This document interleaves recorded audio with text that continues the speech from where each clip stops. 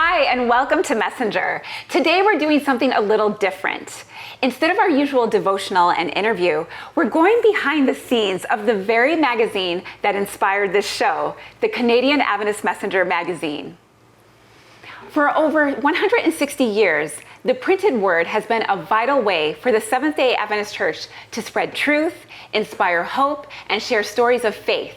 The Messenger continues that tradition in Canada, connecting believers from coast to coast through testimonies, reports, devotionals, and features. Today, we'll explore the magazine's purpose and walk with you through the segments you can find in each issue. We'll also talk to someone who worked with the Messenger for 10 years and helped in the development of Hope Channel in Canada, Stan Jensen. Stan, thank you so much for joining us. You know, it is a real privilege to be here. I really like the way the Messenger has been going and continues to grow. And I loved watching this every Saturday on the Hope Channel app. You worked with the Messenger for 10 years. Can you take us back to when you first joined? What was the magazine like at that time?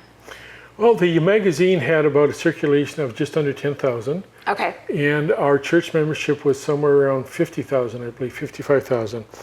And it only had 9 issues a year, and I wanted to bring it up to 12 issues a year. It was doing approximately 200 pages a year, and I wanted to bring it up to 48 pages each issue, which is about 600 a year. Wow. We also had a problem too that the advertising income was only about 25,000 a year, and in order to complete this, we needed to have a lot more income. And you know, as a team, we increased that to about $250,000 a year, which helped to pay the additional expenses. That's amazing. Our circulation method was sent into us by various people, pastors and whatnot, and we changed that to go on to the E-Adventist list. Now, the E-Adventist list is managed by every church, and our circulation then more than doubled. And wow. I found some interesting things with that. One is, I remember going to the Alberta camp meeting one time, and one guy came up and embraced me with a hug, and he thanked me for hunting him down to send him the Messenger. And I was trying to figure out who this guy was, right? Yeah. And then I found out that his membership was on the church books, but he had lived with his parents, and when he moved out, he didn't get his own magazine. So he began getting the Messenger, his only contact with the Seventh-day Adventist Church. And he came to camp meeting, and he broke down when he embraced me and thanked me for contacting him and sending him the Messenger. That's powerful. Wow, I never did tell him I didn't know who he was, and I hope he's not watching. He might be. So we also encourage the church clerks to send the Messenger magazine to any former or inactive Seventh-day Adventists in their community so that we can continue to visit them. And for a lot of people, we are the only contact they have with the Seventh-day Adventist Church, and we come monthly to their home. That's true, because not everyone can make it to church. Yeah. So. Yeah, and we tried to make the magazine totally non-condemning. And we wanted to tell stories of what was going on. Yes, and keep people informed. And that's what we do. Yeah. The purpose for the Messenger back then was just like several other magazines. It's to engage, to inspire, to motivate, to do a couple other things. And I thought, well, if every magazine has that, including the other Christian magazines in Canada, why are we needed? And I wanted to spearhead this more to, we tell the story of the Seventh-day Adventist Church in Canada. Yes. We don't tell the story of the world church. They don't tell the story of the Seventh-day Adventist Church in Canada. We do. That's true. We don't tell the story. We don't have big theological debates. No. There are other magazines for that. Right. We focus on telling the story of the Seventh-day Adventist Church in Canada because no other magazine does that. One of the things we don't do, and people used to send me all kinds of articles, you got them too, on they wanted to publish something in the Messenger to do things like how to have your children behave in church without disturbing others. And excuse me, my response has always been, implement that in your church, and we'll tell that story. Right. And because we tell the story of the Seventh-day Adventist Church in Canada, we don't want people to be traumatized by childhood experiences they had of somebody shouting at them when they were a kid in church. We don't want to bring that up. We tell the story of the Seventh-day Adventist Church in Canada, and we're the only magazine that does that. The only one. Yes. So what role did the Messenger play in the church community, and how did that influence your work? Part of the mission, which has always been since I've been in communications for 25 years, was pride of membership, confidence, and leadership. And we wanted to have stories that people can make them feel good about the church, true stories of things that happen. Yes. And we wanted them to feel confident in the leadership in the church, both the local, the conference, and the union church. Because who's going to leave a church they're proud of and they trust the leaders? Right. What child is going to leave the church because they trust the leaders and they're proud of the church? They're going to continue to stay. Even if they don't come to church anymore, we want them to be proud of the church and have confidence in the leadership, because one day they'll open that door on the church and come in. Exactly. And that's what we want to have. Right? That's beautiful. During your time with the Messenger, what stories or themes stood out most to you?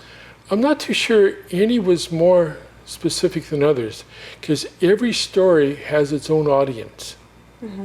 And we didn't have themes. Our whole purpose, as I've said, was we tell the story of the Seventh-day Adventist Church in Canada. One thing I'm proud to be involved in is the more promotion of ADRA, which is one of the greatest organizations in Canada, Adventist or not Adventist.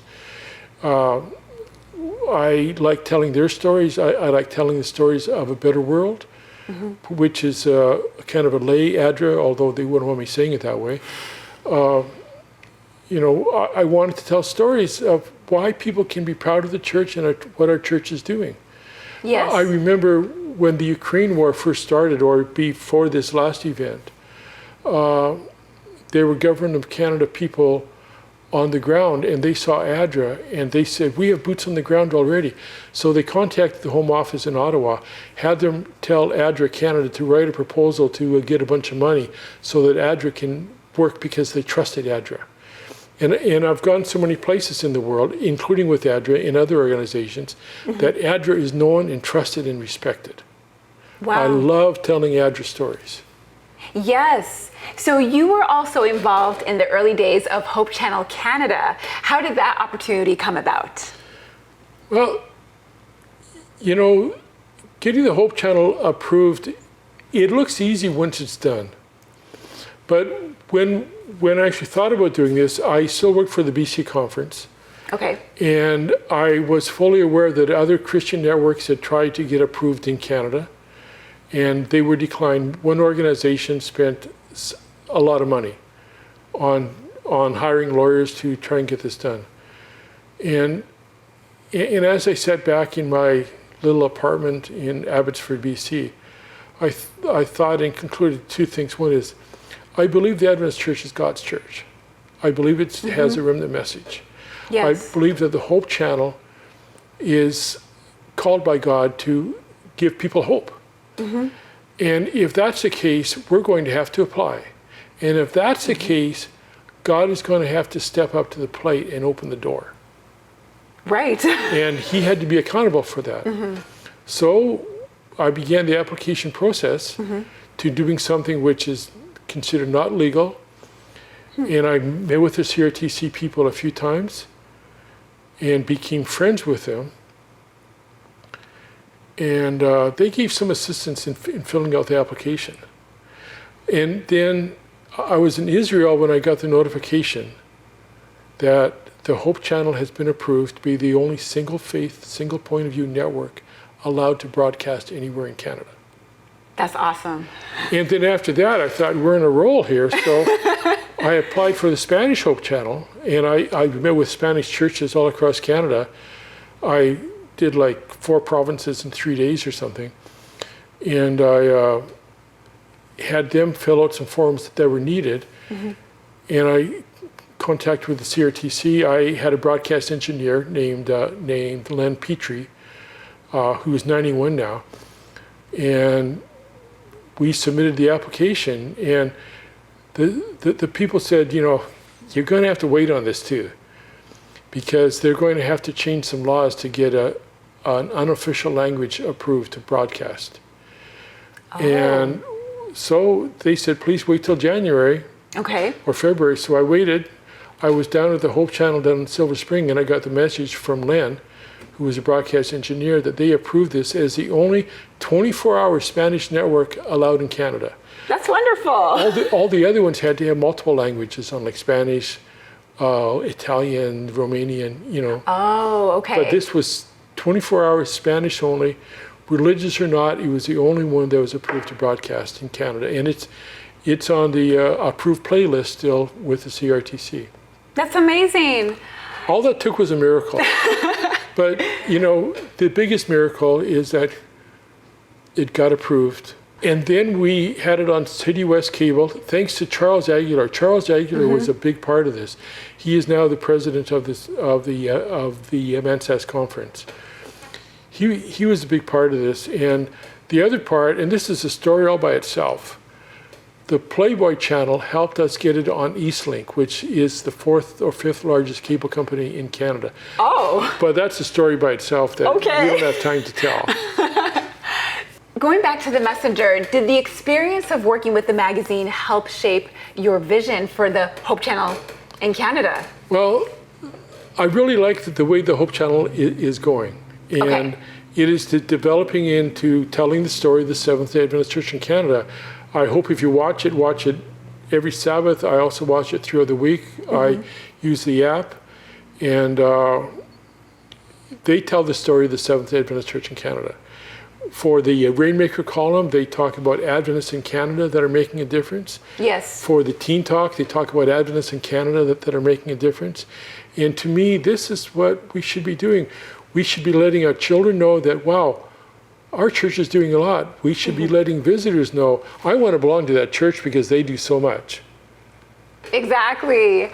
So what do you think the church community gains when both print and media work hand in hand? Well,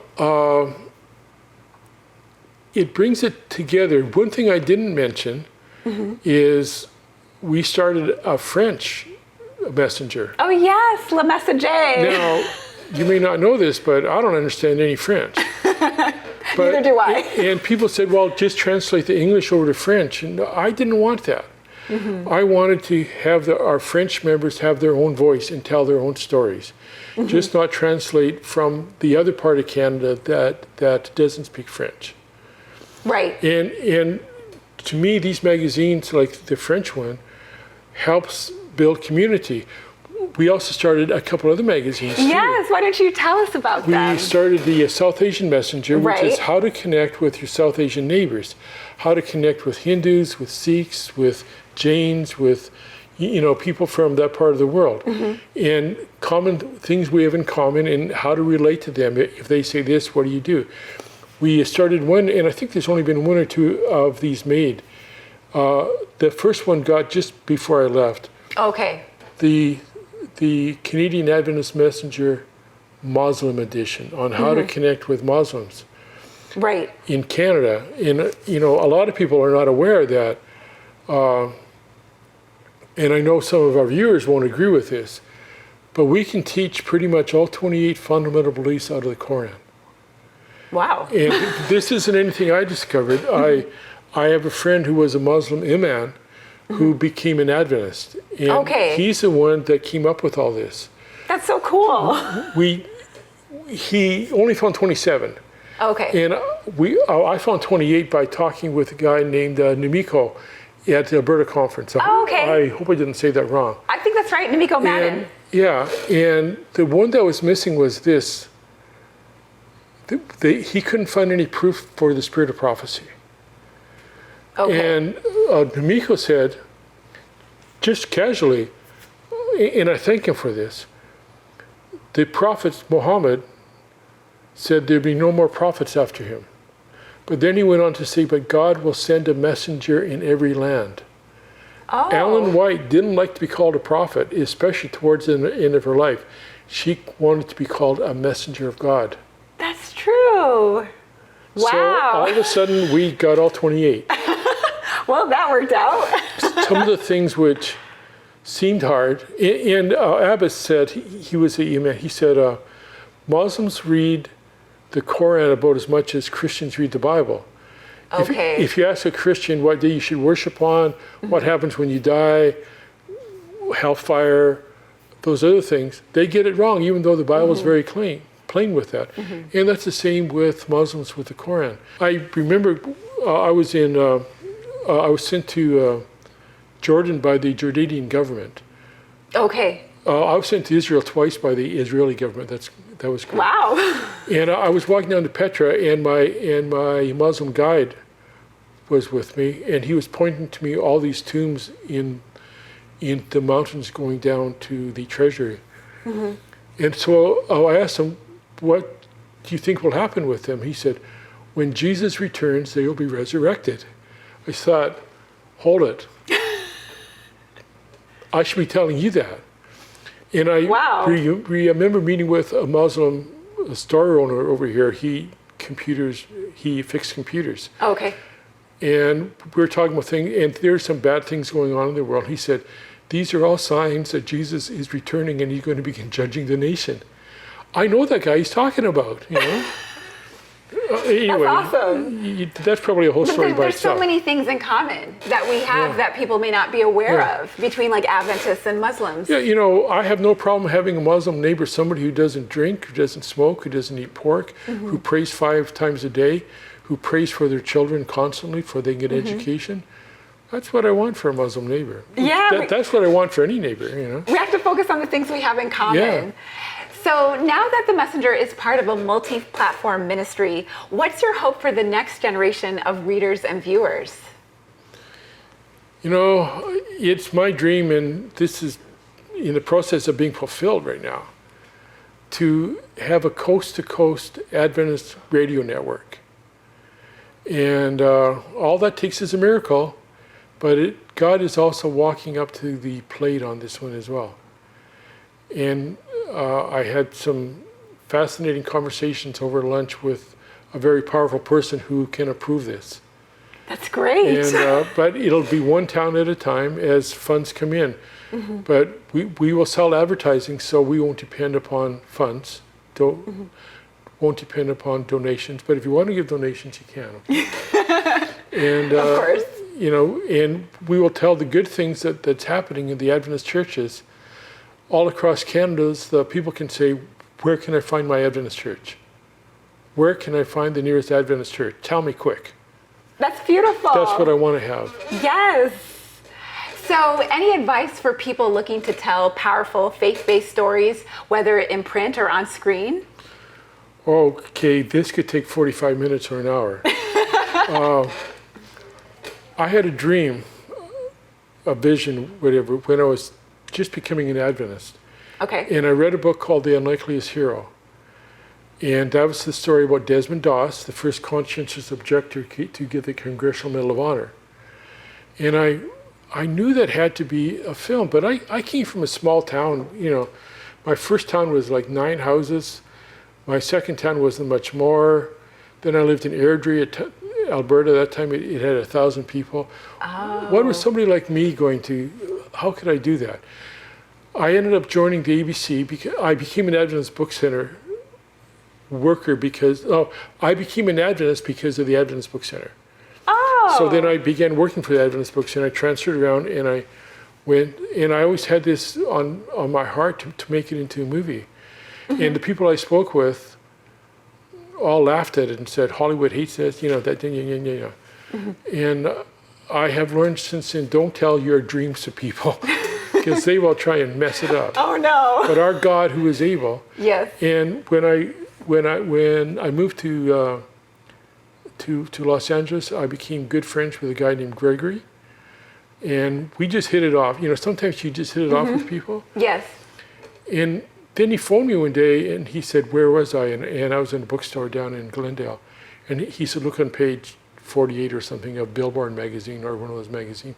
And he was the assigned TV TV scriptwriter for a TV series called Medal of Honor, where they're going to reenact the Medal of Honor recipient every week. Oh, nice. What a better contact to have. And so I wanted to know who he was. And he is Bing Crosby's eldest grandson. So he's a third generation movie maker. We did meet with Desmond Doss, and Desmond Doss had always said he wouldn't have a movie made. And he had some real objections, which we answered. And he said, let's make a movie. So That's amazing. we asked him to pray for us. And after he got off his knees, I had a picture taken. And that started the whole thing going. Wow. It was not without troubles. So for Hacksaw Ridge, Yeah. the movie it's been big. Yeah. It's the second largest faith movie in the world. What surprises a lot of people is that it played in China. Oh, I did not know that. Yeah, and how I found this out was I was at the Rave convenience store over here, and there was a Chinese guy printing the post office, and I heard him talking to one of his friends in Chinese, but he mentioned Hacksaw Ridge. I know That's that. so cool. And what he said, that was the talk of all the talk radio and print in China. Wow. And the Chinese government only allows a foreign film there for 1 month. Okay. And they had to extend this to 2 months because every seat was full every night. It was popular. And so they extended it to be 2 months. And they only took out 13 seconds. We don't know what 13 seconds. Oh. All of the faith ones were left in. But there were more ticket sales in China than there were in North America. Okay. So dream dreams and do things. Take God to task.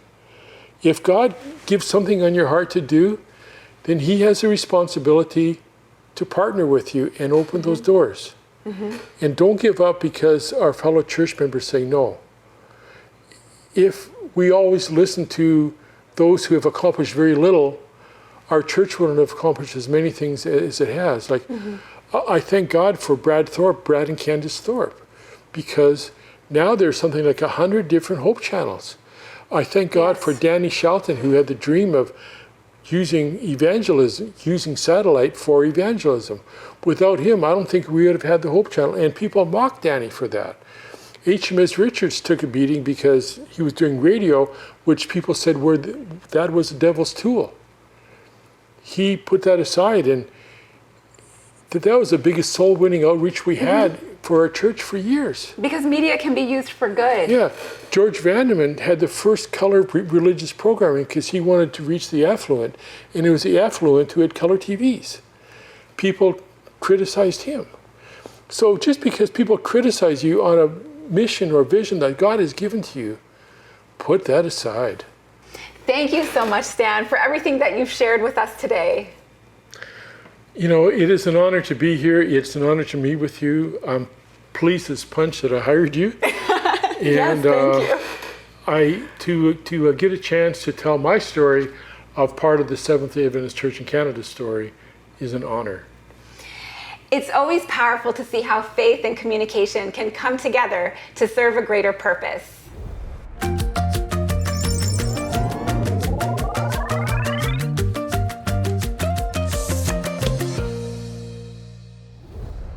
Hello everyone, my name is Tiffany Campbell Daly from Agents of Hope, and I hope that you're doing well. I wanted to take a moment to thank you for taking your time to watch the Messenger program with Adriana Joy Lewis. Your financial support would be greatly appreciated, and any amount makes a huge difference in impacting Canadians. Please visit agentsofhope.ca so that you can donate online via debit, credit, Google Pay, or Apple Pay. If you prefer to donate offline, you can e-transfer us at agentsofhope@hopetv.ca or mail a check to Hope Channel Canada at the following address: Hope Channel Canada, 1148 King Street East, Oshawa, Ontario, L1H1H8. Thank you once again for joining us on this journey, this exciting journey. This is a free offer from Hope Channel Canada. Visit hopestudy.ca today and find answers to life's most intriguing questions.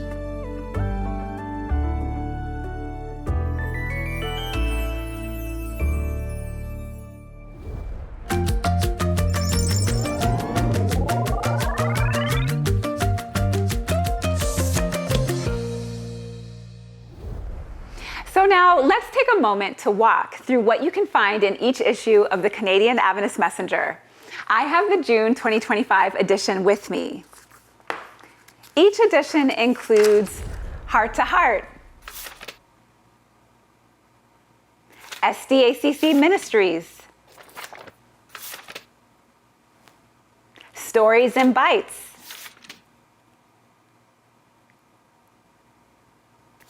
Where Are They Now? And It Is Written Canada. And so much more. These are just some of our regular columns that we feature every month. Every month, Messenger captures what it means to be part of a living, breathing faith community. And this show is just one way we've expanded that mission. Together, the magazine and the show help connect Christians around Canada. Thank you for spending this episode with us. We hope you'll pick up a copy, read it online, or share it with someone who needs a little faith and encouragement today.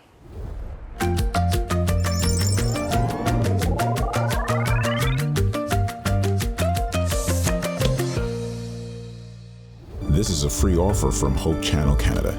Visit hopestudy.ca today and find answers to life's most intriguing questions.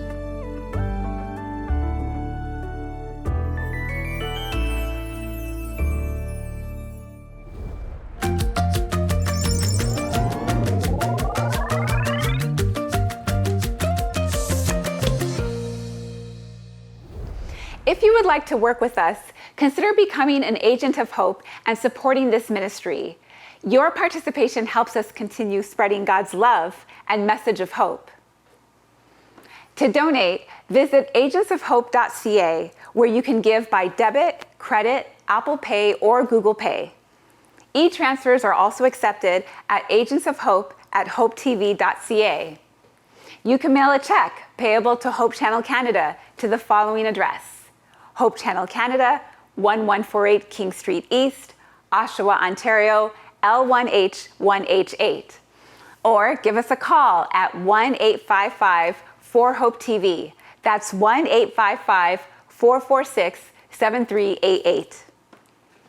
Thank you for being with us today. Keep spreading hope and being a messenger in your community.